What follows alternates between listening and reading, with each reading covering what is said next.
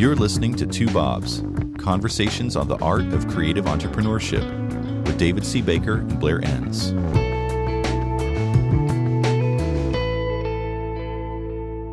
David, how are you? I'm good, thank you. I am really good. I'm like, it's almost, something's wrong almost. I'm a little nervous. I feel so good. I had that thought today too. Everything is going right. Liverpool can't lose. Oh, you had to bring that up. My Tesla stock is through the roof. And the Win Without Pitching manifesto is number one on Amazon today after 9.5 years. Didn't take me long to wedge that in, did it? But the remarkable thing about that story is usually if a book is going to be number one, it's going to be number one in the first year. You know, who wrote that book recently? It was really good about how to keep a book as a perennial bestseller. Anyway, he brings out all kinds of stats that makes it so unlikely that a book is going to keep doing better and better over the years, which your manifesto has. It's remarkable. It kind of pisses me off, honestly. And I take great delight in that last point. I'd never heard of this book, so I'm going to look it up. Ryan... Oh, Holiday? Yeah, Ryan Holiday. Yeah. Oh, okay. It's a great book. I'm a new Ryan Holiday convert. Yeah, he's great. Some of his books I really, really love. And I think the next to the last one was on how to keep a book at the forefront of people's minds over a long period of time. So anyway, the whole point I was trying to make is it's remarkable that your book has been selling better and better every year that it's out. And it's a great book. If anybody listening to this doesn't have it yet, it's a remarkable read. And it's not a long read either. It's something that you're reading it and you're just shaking your head like, that resonates. That makes a lot of sense. Thank you very much. And that's our podcast for today.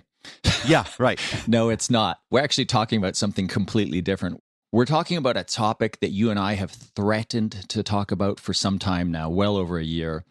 And it's basically agile project development. And we're using as our reference point an article, fantastic article that you just published called Pros and Cons of Agile in the Real World. And I think before I turn it over to you to kind of launch us into this and describe as a starting point, what do we mean by agile?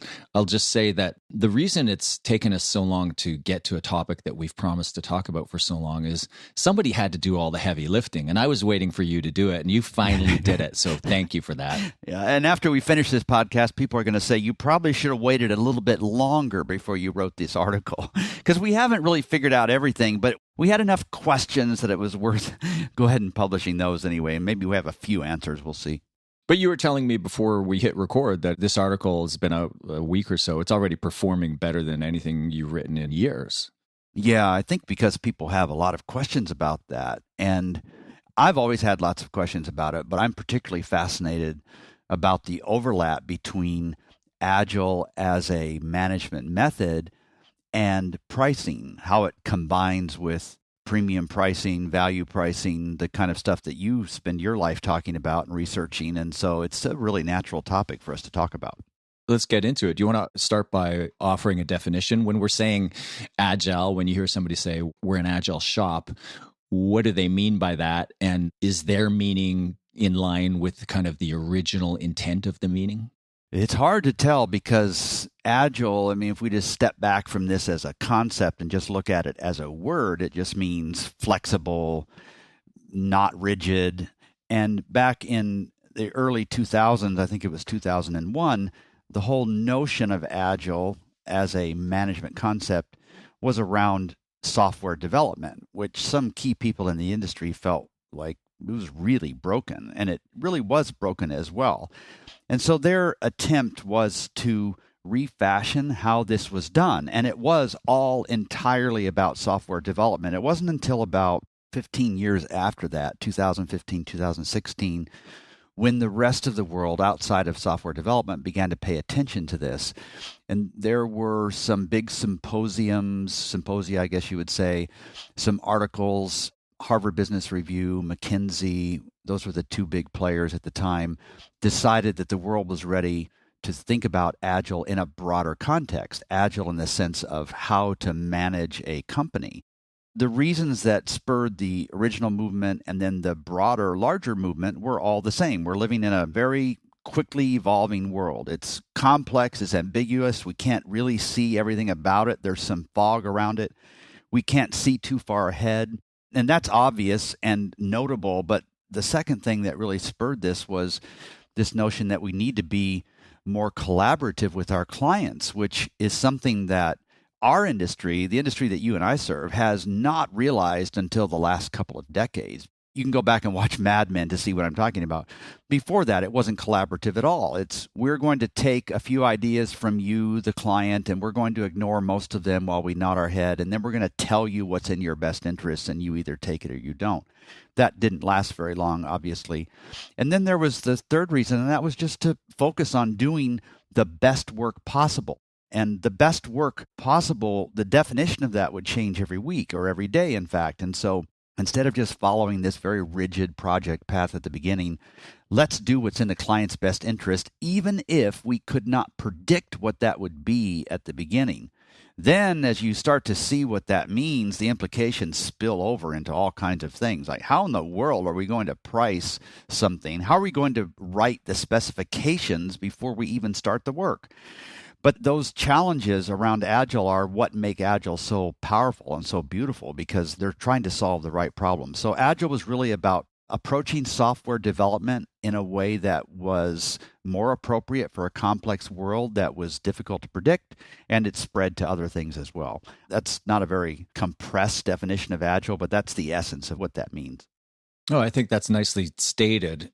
And as design and software engineering have kind of converged, as most design shops are digital in some way, I've written about this convergence of design consulting and software engineering. It was inevitable that Agile was going to make its way into agencies. You even have some I wouldn't say non-digital agencies, but you have kind of engineering first firms, and then you have firms that are design first that have some engineering or dev chops or capabilities who are moving towards this method of working.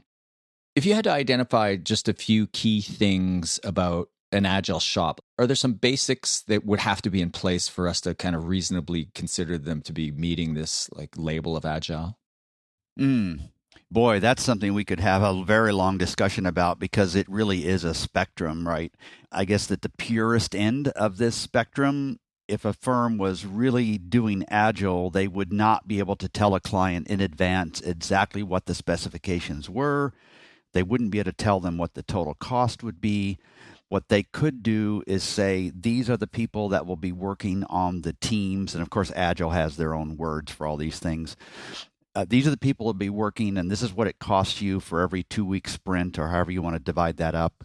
And we will be in touch with you frequently to adjust how we approach this. That would be a very pure Agile. If you start to step away from that, then you might be borrowing from the concepts of Agile, but it's really picking and choosing from Agile. In other words, if you're doing a full estimate ahead of time with specifications, that's really not pure Agile. So very few firms are at that end of the spectrum, real purists. Most firms are simply borrowing the concepts of it, but where they're not able to be pure about it is largely around the areas where clients aren't ready for it yet. A lot of clients are not sophisticated enough to accept a pure Agile approach. And I think that's one of the most interesting to me aspects of Agile is it's a new way of working for the firm, but it forces in all but kind of the newest, most modern companies, I'm thinking of like the big tech companies, it kind of forces the clients, established clients, to work differently, because it demands this as one of the elements. It demands this collaborative approach through cross-functional teams, the clients at the table. People from different departments of your own firm are at the table working collaboratively. But if your client's organization is really siloed, your Agile working methodology runs into the clients and clashes with the way the client works. So in some ways, what I find interesting about it is if Agile in some version is going to prevail over the long term, it's going to force the clients to actually work differently. And I think that's a big win if it happens.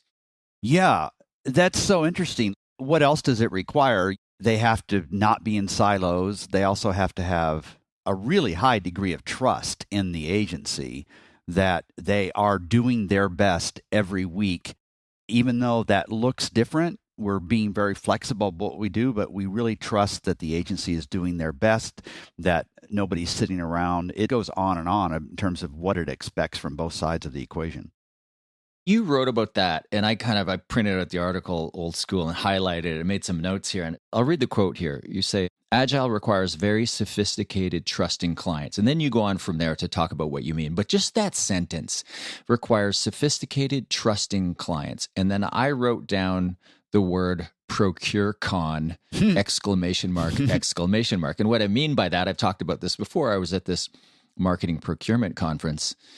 Sophisticated is, let's put that aside in terms of how sophisticated clients are, because there are a lot of sophisticated clients out there. But how open are they these days to going into these open-ended relationships and essentially trusting that this agency is going to lead them forward without a plan, without a budget, effectively, and this isn't going to sound good, but I don't mean it to be disparaging, effectively not knowing, well, I don't want to say not knowing what they're doing, but essentially saying, well, we're going in this direction and we'll know we're there when we get there. Right. And that's an overgeneralization, oversimplification. But from the client's point of view, trying this on, I'm sure that's what many of them are feeling. Yeah, it not only requires a client that's trusting, it requires an agency that's trusting too. And I think that could be just as big a drawback, because agencies and dev shops and so on, I'm including all those under that umbrella, they're not willing to be as transparent as they would like because they've been burned too much. And so lifting the kimono is not something that comes naturally to them, because in the past when they've done that, the client has simply taken advantage of them. And so they don't necessarily see the value in that. There's too many downsides to them. How many clients out there are really sophisticated? I think there's a higher percentage of sophisticated clients out there than there ever has been. But I think it's somewhat of a divide in that there are fewer clients in the middle. There are more clients that are better clients and more clients that are worse clients. And what we're sort of missing in this is the middle class of clients. And it highlights something else that we're not really talking about today, but it's so important to have a clear positioning, a clear point of view about what makes a good client for your firm. Because if you don't get that right, then Agile is very difficult. It's nearly impossible to pull off. So we roll this all the way back up to positioning. What makes a great client for us? And that delves down into the softer part of that as well. And it means we have to have more options so that we can say no to opportunities that aren't a great fit. I know you and I are capable of tying every episode back to positioning, but this is an example of one where it really, really does fit. And I'm going to jump to the net takeaway of this article and this podcast, and then we're going to back up a little bit. I'm going to read from some of the original Agile Manifesto. But the net takeaway, your conclusion of the article, is that the bottom line for you is you don't see Agile shops making more money. In fact, correct me if I'm putting words in your mouth, but you see that Agile, well, maybe it's helpful to get to a certain base level of profitability. In your experience, it's an impairment or an impediment to more significant profitability. Is that a fair statement? It is. And that's also the reason I wanted to write this article. I've wanted to write this article for so long and felt like I needed to do more research, more experimentation, because it bothered me. I've worked with so many firms that are doing this, and I have yet to come across a firm that's doing Agile well, that's making a lot of money. And that bothers me because it seems like if we're doing what's in the client's best interest, shouldn't we be able to make more money at that? And that's something I'm interested in getting your perspective on at some point today as well. So that bothered me. Yeah, I didn't see that happening all that much. And I don't know exactly what to do with that. Now, there have been some really great benefits that have rolled out to firms, even if it hasn't showed up in the money yet. One of those is that the employee environment tends to be one where there's a higher cultural integrity. There's more emphasis on doing great work. The workers feel more involved and in charge of the process. They're more proud of the work that's done. There are a lot of great benefits, but one that hasn't shown up to my knowledge is making a lot more money. A lot of these firms don't care too much about that. So I don't know if I should care more about it than they do, but it's just a fact that Agile is not a method that automatically generates more money for you, and that kind of bothers me. When I think of different strata of kind of financial success, there's the efficient firm, and through the pursuit of efficiencies, you can get so profitable. But if you want to transcend that, you really have to let go of efficiencies altogether and move to value-based pricing. And this is the clash, and we'll come back to this clash. But it would seem to me, so I know that an Agile shop that even fully utilized isn't going to earn the compensation, the profit above and beyond kind of wages that a semi-sophisticated value-based pricing firm would. But I would assume that within that strata of firms pursuing efficiencies and profitability through the highest level of efficiencies, I would assume that a really well-run Agile shop would be actually quite profitable, like 20, 25%. Maybe you might even see 30% in some case, because my assumption is if most firms who are working in an Agile manner are selling sprints, although it's interesting to know that that term sprint does not appear anywhere in the Agile Manifesto. Mm-hmm. But most firms are selling sprints, and therefore they're essentially fully utilized when they're working on client projects. So do you see that at all? Am I seeing something that's not there? No, I do see that. And I think it's accurate to say that a well-run shop that's running in an Agile manner could get paid for all their time. But the problem comes after that. What's next on that highway? Because Agile doesn't have a methodology for getting paid more than for the time that you're spending. It doesn't have a methodology to tie value pricing to it. And that's the part that I'd like us as an industry to figure out, because you are naturally capped at the ability to get paid for all your time. Now, for most firms, that's actually progress, because they are not getting paid for all their time. So it's not like this is some terrible roadblock that we can't get around, because in 80% of the cases, this is progress for firms. But it seems odd to me that our compensation is capped at whatever it means to get paid for our time. And that's something that I haven't quite figured out yet. Yeah, and I think that's the crux of it all to me. And I referenced this just briefly in my book, Pricing Creativity. And as you and I have talked, when the second edition does come out, which maybe it certainly isn't going to be in 2020, but at some point it merits a bigger discussion around the clash between value-based pricing and Agile project management. You're listening to Two Bobs, conversations on the art of creative entrepreneurship. Your hosts are David C. Baker of Recourses, author, speaker, and advisor to owners of expert firms, and Blair Enns of Win Without Pitching, the sales training and coaching program for creative entrepreneurs.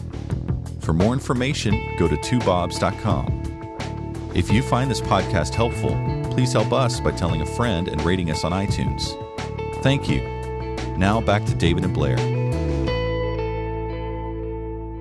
So the challenge is in Agile, you're always selling the inputs of time and material. Like as you've pointed out, this isn't a step backwards for anybody. For a lot of firms, and I think you said roughly 80%, it represents a step forward. And I'm simply making the case that if you want to get to that higher level of entrepreneurial success beyond getting paid for your time, then at some point you're going to have to let go of Agile. And the Agile adherents push back and say, well, no, it just can't be done. It just absolutely cannot be done because this stuff is not scopable. It's irresponsible to kind of arrive at this plan and then work specifically to this plan without acknowledging that things can change, et cetera, et cetera. And my argument is that's not the case. That's simply a point of view. I'm fond of the phrase that all strategy is autobiographical. The people who insist that you cannot deviate from Agile, it would be irresponsible. Most of these folks have an engineering mindset. I don't mean that like it's a bad thing.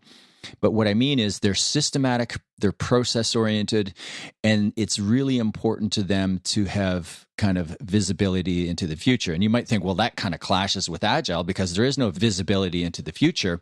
You're feeling your way forward. You are on the project with the client, But from a financial point of view, it gives you 100% visibility. It reduces all of your risk. It's a pricing mechanism, selling sprints specifically, is a pricing mechanism that pushes all of the risk onto the client. And pricing based on value requires you to take some of that risk on yourself. And in business, says Peter Drucker, all profit is derived from risk. So I think the people who are just absolutely stuck on, no, we have to do it this way, selling sprints specifically under the banner of Agile, usually they are really risk averse and they are not comfortable with the messiness that is required in value-based pricing. They would rather the messiness be in the project itself, where the risk is the clients and not the agencies.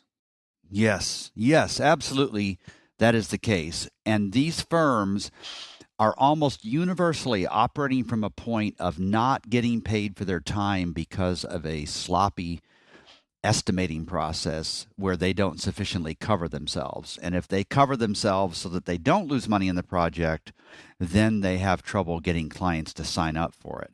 I wanted to tie two episodes together, so by the time this comes out, the episode right before this deals with the diagnostic and prescription, which really should be viewed as somewhat an alternative or at least an additive to thinking from an Agile standpoint. It's the idea of getting paid to look a little bit further ahead and then use that information to feed a value pricing conversation. So these two things are really tied together. But what you've said is exactly right. And I think there's going to be quite a bit of pushback on what you just said, but I think it's correct. So value-based pricing, to me, it's really about managing risk. And I don't think that's the best way to manage risk. Even though there are a lot of great things about Agile, I don't think we should be using it to manage risk. You tied in nicely this idea of diagnostics. So the idea, if you're proceeding on a phased engagement by selling a diagnostic, is before you scope the project, you essentially get paid to understand the client's situation and to scope the project and put a price on that scope. And then from there, you can sell the inputs of time and materials, or you can sell the deliverables and offer the client a price certainty. And if you come in under your estimated time, it's more profitable. If you go over, it's less profitable or even costs you money. That's at the opposite kind of ideological end of the spectrum from Agile. So if you're proceeding with a phased engagement, the first phase is a diagnostic, you are proceeding on the assumption and from the point of view that this thing is scopable. We just really need to roll up our sleeves and do a proper amount of initial work. So there's one point of view saying, yeah, we can scope this. It's just a lot of work. You're going to have to pay us for it. And the other point of view is, we can't scope this. Let's just get started. Let's get to a minimum viable product, and we'll iterate from there. What's interesting is I'm working with a firm in New York next week who recently worked with Agency Agile. Now, I know these folks. I've met the two owners a couple of times, run into them in various places around the world. I thought they were teaching Agile development to agencies, but they're not. What they're teaching is more of a formalized diagnostic way.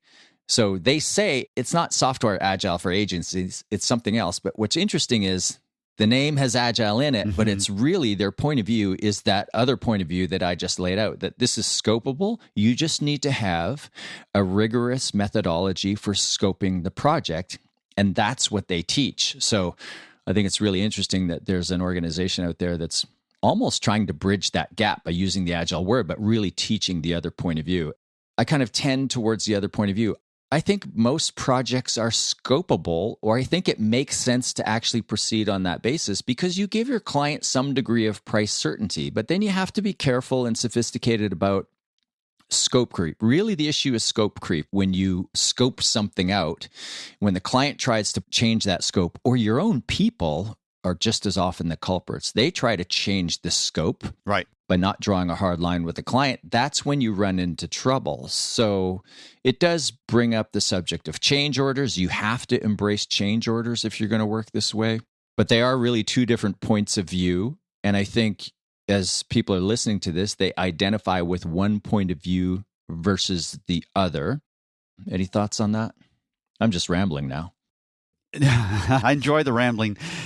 I think one of the reasons why somebody listening to this, who, let's say they're in the software development camp and they're hearing you say that things are scopable and they're just shaking their head back and forth thinking, he doesn't understand our world. The stuff we do, we keep discovering new, more innovative ways of doing things that we need to weave in. And there's no way we could have anticipated that. And what I would say is that there's certainly an element of truth in that. But I think one reason why people instantly react against this idea of scopable work is because their positioning, again, sorry for introducing this, but their positioning has not yielded client relationships that are similar enough to each other. So they're consistently getting thrown into inconsistent scenarios where they are learning too much on the job. And that, coupled with part B, is that they are not leading the client sufficiently. They're more reacting to what the client needs or thinks they want. And if we could solve those two issues, so in other words, have your client relationships be a little bit more similar from one to the next, and if we let our clients more, I think those are two factors that make it easier to scope projects. My dream is to be in an audience someday and have you talking about value pricing and have people who are just dyed-in-the-wool, agile disciples shaking their head yes and agreeing with this, where they finally understand how that works. Because we're really trying to bring two worlds completely together. And this is such a deep project as well. There's some interesting sort of unintended consequences of this whole focus on Agile that I see too around staffing. For instance, I see a really glorified and an appropriate role of project managers at firms, and I really like that. Now, they're called, like in the software world, they would be called more producers and so on, or resourcing folks, and that's really good. There's no downside to that at all. But something about Agile has minimized the client experience side. So what we're tending to do is we're tending to focus more tightly what it is that we're comfortable charging the client for. And we become less and less comfortable charging the client for somebody who's going to manage that relationship well. And that is just an odd, unintended consequence of all of this. And it also results in lost revenue opportunity because you don't believe that account people are worth charging the client for. That perspective seeps out to clients and they agree with you and don't want to pay for them. And so you find the stronger the shop is towards Agile on that spectrum, the less they value the client experience as well. And by client experience, I don't mean it quite like that. I mean the professional client experience, somebody we did an episode 2 or 3 back that talked about exactly the value of account people. And that is something that's missing from Agile as well. And I'm not sure why. I think it's this purist view about the biggest contributors in our world are the people that do this with their head down and their fingers on keyboards, and somehow we minimize the rest of it. And I don't quite know where that's coming from. So you're saying the Agile approach devalues account management and overvalues project management? No, you didn't say overvalues. No, properly values, properly honors project managers, and improperly de-emphasizes account managers. And it's not only not in the client's best interest, and I think it does that because the folks on the other side of the aisle, on the client side, are often more engineering types who tend to devalue the account experience as well, or wanting to pay for that. But it's also a lost revenue opportunity too. It's another one of those unintended consequences of focusing on Agile too much. I mentioned I would read some of the key principles from the Agile Manifesto, and we'll put a link up to this, but it's 2 columns of things on the left versus the right. We value individuals and interactions over processes and tools, working software over comprehensive documentation, customer collaboration over contract negotiation, responding to change over following a plan. And, you know, what Dave Thomas said in his most recent article, and he was one of the original authors of this, is we've kind of lost sight of the fact that it's not that the things on the right aren't important at times. We just value the things on the left more. As he points out in his article, he refuses to celebrate Agile at the events, at the anniversaries, etc. because, well, it reminds me of something you said when I interviewed you in one of the first episodes. I think it was an introduction to David Baker. I asked you where you were politically, and you said you're an anarchist. You're just waiting for them to get better organized so you could join the movement. and Thomas's point was really that, there shouldn't be conferences on Agile because people are starting to put it into these like boxes that it was never really intended to be. And then somebody else earlier on Twitter this week, and I forget who it is, I'm sorry, but published a list of these words and terms that are used in the Agile community, such as sprints and Scrum Master and a bunch of other terms, and that we all associate with the Agile approach. And he said, none of those words, none of these terms appear in the original manifesto. So the original idea was just be a developer who works with agility and follow these 4 key principles of honoring individuals in interactions, working software, customer collaboration, and responding to change. Honor those things, value them over the opposites that I read out earlier. And that's essentially it. And then along has come these packages that people have put in place, and this kind of industry has grown up around it. I think at the heart of the idea, if we go back to how you put forward a proposal to a client, one of my rules is just always offer options. And those options should be more than just like you can buy a bunch of deliverables, you can buy even more deliverables, and you can buy even more deliverables. In their best form, they represent different ways of doing business together. So you can imagine putting forward a proposal to a client that says, here's one way we could work together. It's kind of as a partnership level. You'll pay us to come in and scope the engagement, and then we'll give you a price based on the value that we propose to create. So it'll be high risk, high reward for us. We'll put a bunch of compensation at risk, not all of it. And if you want to work with us on that basis, we can work with you on that basis.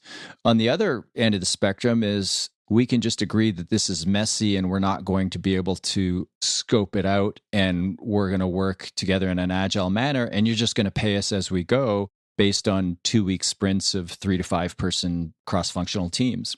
So those just represent 2 different ways of doing business together. One's agile and one's, what's typically referred to as waterfall. Let's just call it more rigid, scopable, non-agile.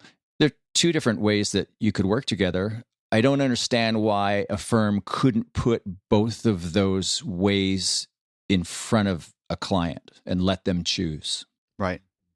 I just want to restate what you said in case somebody missed it, because putting options in front of a client is not always about different amounts of work we're going to accomplish for different amounts of money. It could be about a different way we're going to work. That's what you just said. And I think it's really a smart way to think about it. So this is a question. I hope this doesn't put you on the spot too much, but you just went to that conference on procurement and you've spent a fair bit of time thinking about that world and so on. Do you ever come across the intersection of Agile as a concept and procurement? Do they talk about that at all? I have to confess, I'm not deep enough into either of those worlds to be able to answer the question today. I've never seen the 2 things come up. I think as soon as procurement's involved, the idea that you're going to get away with the first thing a procurement person's going to see is like, so what you're saying is there's no budget, there's no cap. You can't give me a price. And all of the incentives are aligned to the idea that it's in your benefit that this project never ends. You want me to sign off on that. You're not doing a very good job of doing this objectively. Let me just jump in and say I can read the sneers all over everything you're saying. But yeah, I can picture them saying the same thing. That's kind of why I asked the question. What world are we living in that we think that we're going to do a project like this for a massive client that has any procurement drive in it, unless we have worked with that client for a long time and we have a very high degree of trust with them, or we have such a reputation in the marketplace and also a powerful positioning that we can just say, this is the way we work. Sorry if it doesn't. I have a client that is a small firm that has more than $1 million PO for one of the massive airlines out there, one of the big 3 airlines, and they have a relationship with their client that is exactly that. It's completely built on trust, and there is no ripping anybody off. There's very little checking to see if people are spending enough time. They just have consistently gotten such great work done together that it works in their world. But I think you have to work up to that. The notion of springing Agile on a client who's never even heard of the basic concept just doesn't work. So kind of to recap, I guess Agile is really great from a management standpoint, but how does it mix with value-based pricing? How does it mix with selling ideas to clients? There's just a lot more work to be done on here. Maybe I've just raised more questions than I have given more answers, but it's such an interesting topic to me. Well, yeah, I've been thinking, how do we put a bow around this? And I don't know that we do. Neither you or I are for or against it. It's just one of these issues where you go into it with your eyes wide open.